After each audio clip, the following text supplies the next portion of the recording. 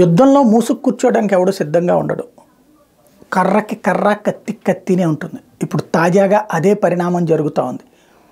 ఏదైతే ఇరాన్కి సంబంధించినటువంటి కమాండర్లు కొంతమంది కలిసి సిరియా వెళ్ళారు.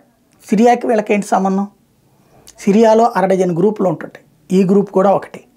ఇజ్రాయెల్ మీద దాడికి అక్కడి నుంచి జరుగుతున్నటువంటి ఇస్లామిక్ జిహాదిస్ట్ ఫోర్స్ అన్నటువంటి దాన్ని గైడ్ చేయడానికి వెళ్ళారు. ఆ విషయం తెలిసాక ఇస్లామిక్ జిహాదిస్ట్ ఫోర్స్తో వీళ్ళు మీటింగ్ అయిన ప్లేస్ రాయబార కార్యాలయం, ఏకంగా రాయబార కార్యాలయం అయితే ప్రొటెక్షన్ ఉంటుందని చేశారు. అందుకనే ఇజ్రాయెల్ రాయబార కార్యాలయాన్ని పేల్చేసింది. 7 IRGC గార్డ్స్ అంటే ఇరాన్ రెవల్యూషనరీ గార్డ్ కార్ప్స్కి సంబంధించినటువంటి కమాండర్లు చచ్చారు.